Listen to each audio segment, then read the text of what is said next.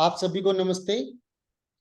अंतर्राष्ट्रीय युवा दिवस की संध्या पर आज के हमारे बातचीत के इस उत्सव में हमारे साथ हैं जाने माने शिक्षाविद डॉक्टर रवि किरण मदान जी, जो रिटायर्ड प्रिंसिपल हैं। और इनका परिचय देना अपने आप में एक बड़ा चैलेंज है। और जैसा कि ये मीडियम है, तो संक्षिप्त में मैं बताना चाहूँगा कि आज के हमारे इस टॉक फेस्ट के जो स्पीकर हैं डॉक्टर रवि किरण मदान जी, इन्होंने बीएससी ऑनर्स एमए ज्योग्राफी हमारे देश के premier institution JNU Jawaharlal Nehru university Delhi से किया। इन्होंने अपना पीएचडी महर्षि दयानंद यूनिवर्सिटी रोहतक से किया।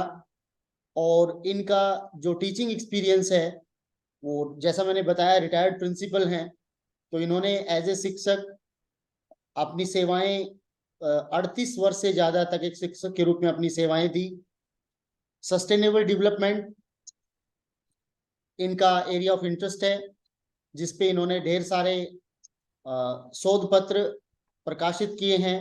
विभिन्न राष्ट्रीय और अंतर्राष्ट्रीय संगोष्ठियों में वो पेपर प्रेजेंट किए हैं।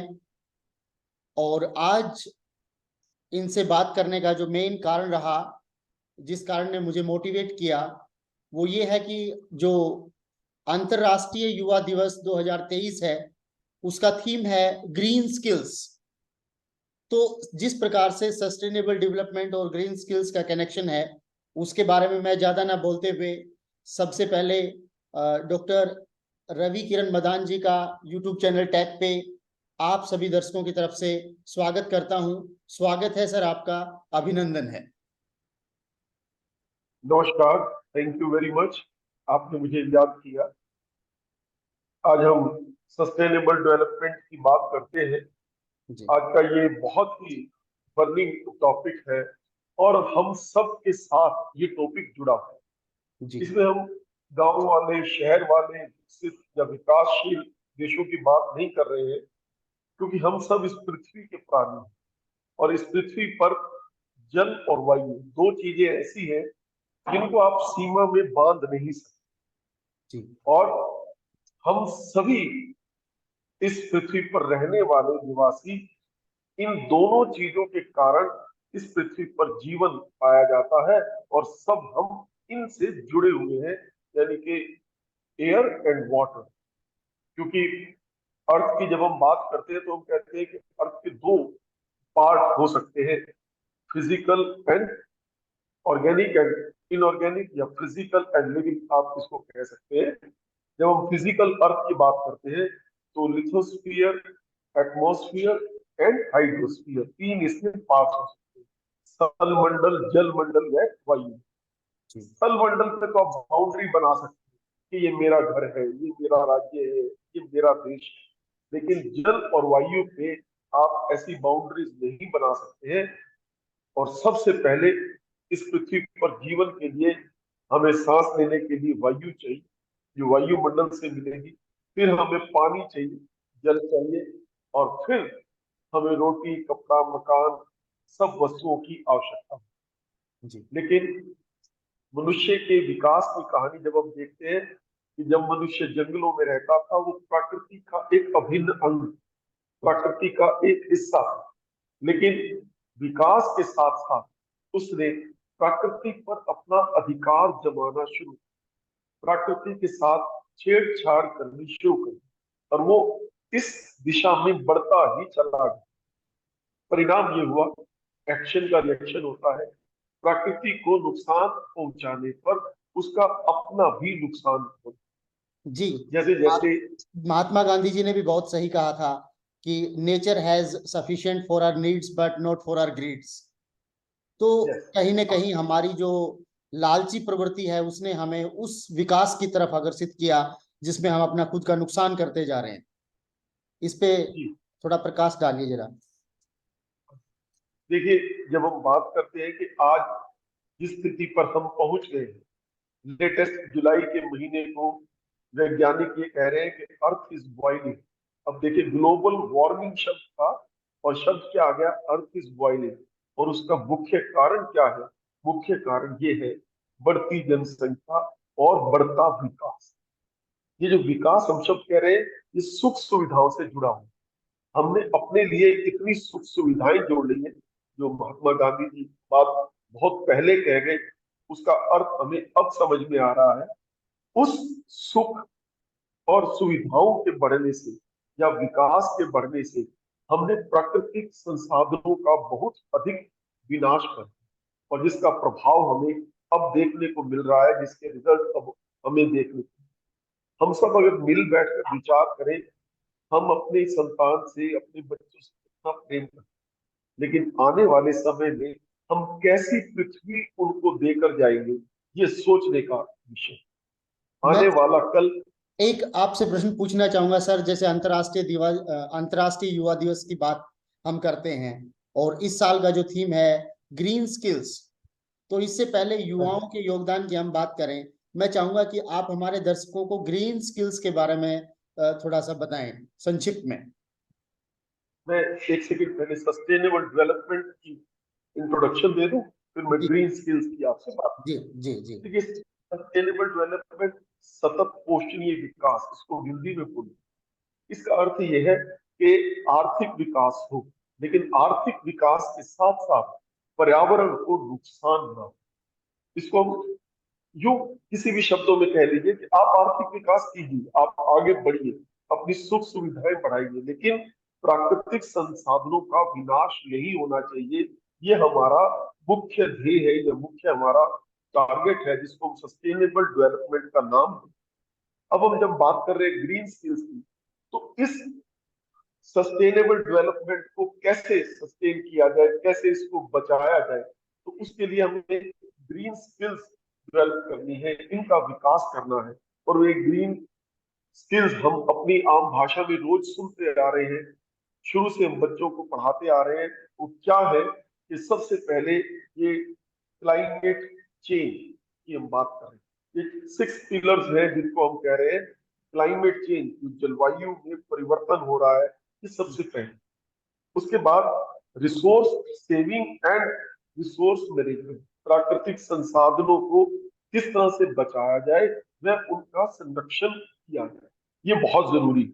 उसके साथ साथ किस तरह से सर्कुलर इकोनॉमी, ये जो हमारी अर्थव्यवस्था है, इसको सर्कुलर रूप में ले, एक वस्तु को दूसरे के साथ जोड़े, ताकि पर्यावरण को कम से कम नुकसान हो, पर्यावरण को बचाया जा सके। इसी के अंदर एनवायरमेंटल प्रोटेक्शन एंड रिकवरी एक पिलर है, वाटर कंजर्वेशन एक इसका हिस्सा है, और नेचुरल डिजास्टर प्रिवेंशन ये भी इसका हिस्सा है। ये ग्रीन स्किल्स के अलग अलग पार्ट कहेगा, 6 पिलर इसके कहेगा। अब हमें इनको डेवलप करना है। अगर आप मूल रूप में देखेंगे, तो हमारी जो मेन समस्या है कि प्राकृतिक संसाधनों को विनष्ट होने से, समाप्त होने से हम कैसे रोकें, उनका संरक्षण किस प्रकार से। देखिए, जल एक संसाधन है, मिट्टी हमारे लिए बहुत आवश्यक संसाधन है हमारे लिए, वायु एक संसाधन है, लेकिन वायु प्रदूषण, भूमि का प्रदूषण, जल का प्रदूषण, इससे आने वाले जीवन पर इतना अधिक प्रभाव पड़ रहा है कि हो सकता है कि इस पृथ्वी से जीवन समाप्त, जो कि अमूल्य है। जी हम इसी के ऊपर आगे बात करें। अब ये नहीं हो सकता कि आप विकास को रोकें। आप ऐसे कैसे कह देंगे बच्चों को, अपने आने वाली संतान को, कि आप गाड़ी मत चलाओ, आप पेट्रोल मत जलाओ, या आप गैस मत जलाओ, ऐसी फैक्ट्रियां या ऐसी सब चीजों को बंद कर दे। ऐसे नहीं हो सकता। इसके लिए हमें क्या करना है? हमें सबसे पहला काम जो करना है वो ये है कि जो हम जंगल काट रहे हैं, जो हम पेड़ पौधे काट रहे हैं, सबसे पहले हमें इनको बचाना होगा, इनका संरक्षण। जी और दूसरा काम जो पिलर है उस क्या है? Renewable energy resource, solar energy, wind energy, geothermal energy या हाइड्रो एनर्जी, इन सब का अधिकतम प्रयोग करना है कि इस वायुमंडल में कार्बन डाइऑक्साइड, कार्बन मोनोऑक्साइड, ये जितनी भी हमारी ग्लोबल वार्मिंग की गैसेस है, इनका जो उत्सर्जन है वो कम हो, इन पर नियंत्रण किया जा सके। ये दो पहले कार्य हमें जरूर करने हैं कि रिन्यूएबल एनर्जी सोर्सेस और पेड़ लगाना। अगर ये दो हम काम करते हैं तो हम आने वाली पुष्टि को संभाल सकते हैं, सहेज सकते हैं। जिस तरह जल है, हमारे इस पृथ्वी पर सिर्फ 2% से कम जल पीने लायक। हमारी पृथ्वी के, आप इमेजिन कीजिए कि मोर देन 3/4 लगभग पानी ही पानी है। 71% पृथ्वी पर हम ये कहते हैं कि पानी है, लेकिन पीने योग्य सिर्फ 2%। 2% का। उसकी साथ, हाँ, और उसको भी हम प्रदूषण से उसका विनाश। ऑक्सीजन लेवल पानी के अंदर कम होता जा रहा है, और जिसका प्रभाव ये है कि उसमें रहने वाले जीव जंतु वो बढ़ रहे हैं। जीव जंतुओं पर प्रभाव। इस पृथ्वी पर एक इकोलॉजिकल बैलेंस, पारिस्थितिकी संतुलन हम इसको बोलते हैं, सब कुछ चक्र के अंदर है। एक चीज दूसरे के साथ जुड़ी हुई है। फूड चेन्स है, फूड वेब्स है। आप किसी भी चीज को अगर तोड़ देंगे, चेन में से एक मोती निकाल देंगे, धागे को काट देंगे, तो उसका प्रभाव हम सब पर पड़े। हमें इकोलॉजिकल बैलेंस बना कर रखना है, प्राकृतिक संतुलन बना कर रखना है। ये इस ग्रीन स्किल का मुख्य उद्देश्य है कि कैसे इस पृथ्वी पर प्राकृतिक संतुलन बना। अगर संक्षिप्त में कहें तो जो हमारा डबल ई का बैलेंस है, जो इकोनॉमिक बैलेंस के साथ साथ में, इकोनॉमिक ग्रोथ के साथ साथ में इकोलॉजिकल बैलेंस हमें स्ट्राइक करने की जरूरत है। यस, जी आप ठीक कह रहे हैं, आपने बहुत अच्छी बात कही है। आपने डबल ई जोड़ दिया है। ये सब चीजें जुड़ी हुई है। देखिए, एक सीएफसी या क्लोरोफ्लोरोकार्बन हम बोलते हैं, जो हमारे रेफ्रिजरेटर्स में, पेंट्स में हम यूज करते हैं केमिकल। धीरे जी धीरे हम इसको वॉश आउट कर रहे हैं, लेकिन उसका प्रभाव हमें नजर आ रहा है कि इस पृथ्वी पर वायुमंडल की एक परत है जिसको ओशोन मंडल कहते हैं, जी 20 से 35 किलोमीटर के बीच, जो हमारे लिए छाते का काम करती है, जो एक कवच का काम करती है। हम्म, सूर्य से आने वाली अल्ट्रावायलेट किरणों को वो एब्जॉर्ब कर लेती है। हम्म, अगर वो सीधी किरणें इस पृथ्वी पर पहुंच जाएंगी तो यहाँ पर जीवन समाप्त। हम्म, लेकिन हमने अपने विकास के लिए उस परत को भी, उस अपने कवच को, अपने लिए जो कवच है उसको भी हमने नुकसान पहुंचा। जी धीरे धीरे हम एफर्ट कर रहे हैं, लेकिन फिर वही बात है कि विकास के लिए हमने अगर पर्यावरण को संभाला नहीं, पर्यावरण को सहेजा नहीं, इन पेड़ पौधों को बचाया नहीं, तो हमारा विनाश निश्चित। आप देख सकते हैं कि अब जो प्राकृतिक आपदाएं आ रही हैं, अब हम्म, देखिए आप लैंडस्लाइड्स, और हमारे उत्तर भारत में, या जंगलों में आग लगी है तुर्की हम्म, में, या अमेरिका की तरफ आप देखिए हम्म, कितना अधिक तापमान जुलाई के अंदर देखा गया है। ये सब के सब किसी हमारे मनुष्य की क्रियाओं के प्रभाव है। जी हमें सर, इन मैं पर मैं सर आपसे एक बात जानना चाहूंगा। जैसी हमारी भारतीय परंपरा है, हमारे यहाँ पे वायु देवता, अग्नि देवता, all the essential elements of existence और अर्थ, उन सबको हमने देवता माना। और आज अगर हम बात करें, हमारी नदियों का हाल हम देखें, मैं एक सर्वे में पढ़ रहा था कि यमुना नदी का जो 78% पोल्यूशन है, वो इसके जो दिल्ली का एरिया है, पेरिफेरल एरिया से लेके दिल्ली का जो 2% जोग्राफिकल कवरेज है यमुना का, उसमें 78% पोल्यूशन है। यमुना नदी के टोटल पोल्यूशन का 78% पोल्यूशन मात्र 2% भूखंड में है। तो शहरों में जिस प्रकार की असंवेदनशीलता दिखाई जा रही है इन सब चीजों को लेके, फैक्ट्रियों का और मेक इन इंडिया और ये सारी चीजें, तो आपको क्या लगता है कि जैसे यूरोपियन नेशंस के अंदर मैन्युफैक्चरिंग का काम अब बहुत कम हो गया है, लगभग कहें कि खत्म हो गया है, और हम उस मैन्युफैक्चरिंग फेज में घुस रहे हैं, तो क्या वो जो हमारी परंपरा है, वायु देवता, अग्नि देवता, उन सब देवताओं को खत्म करने के लिए ये मैन्युफैक्चरिंग मूव है हमारा? देखिए, हम खत्म नहीं कर सकते। देखिए, मैन्युफैक्चरिंग खत्म नहीं हो सकती है। मैं आपको शुरू से कह रहा हूं कि विकास के लिए हमें आगे बढ़ना है, लेकिन भगवान ने आपको मस्तिष्क दिया है, हमें बुद्धि दी है।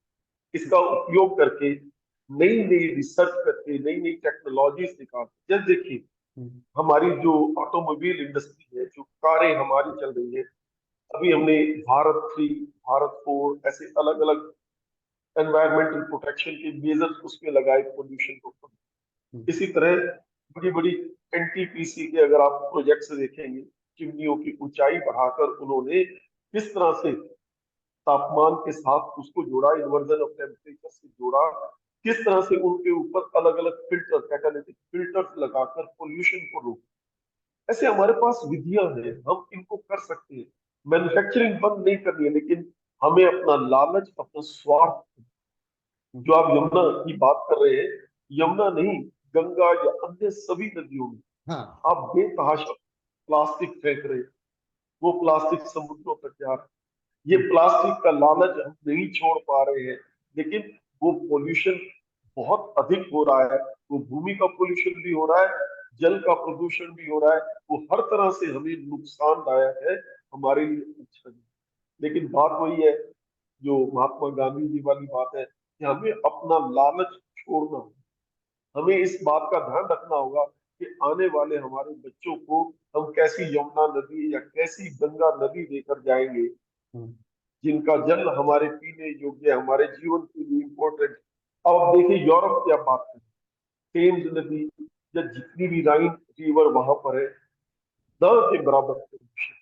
वहां पर इतने अधिक सख्त कानून है और वो लागू किए गए हैं कि आप उनका निर्मल जल देखेंगे तो आप हैरान हो जाएंगे कि उसमें किसी तरह के माइक्रो ऑर्गेनिज्म या किसी तरह के बैक्टीरिया या इन सब चीजों को बचाव करके नदियों को पानी निर्मल स्वच्छ रखा है। ऐसे कठिन मेजर्स हमें यहाँ भी लेने होंगे। लोगों को जागरूक करना होगा, लोगों को समझाना होगा, बताना होगा। मैंने यमुना नदी में वो इतनी झाग उठती हुई देखी, और मैंने यमुना नदी में बिल्कुल स्वच्छ पानी, निर्मल पानी भी देखा है।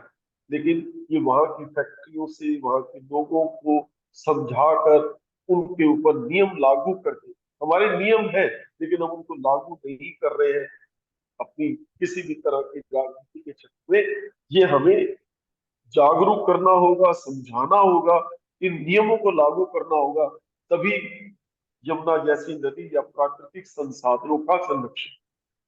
सर, जैसा कि हमने बताया कि अंतर्राष्ट्रीय युवा दिवस के उपलक्ष्य में हमारा ये बातचीत का उत्सव है, तो युवाओं को सस्टेनेबल डेवलपमेंट के लिए आप कौन से टिप्स और कौन से अपने अनुभव के आधार पे कौन से सुझाव देना चाहेंगे कि वो इन चीजों को करके आप सस्टेनेबल डेवलपमेंट के लिए अपना योगदान सुनिश्चित कर सकते हैं?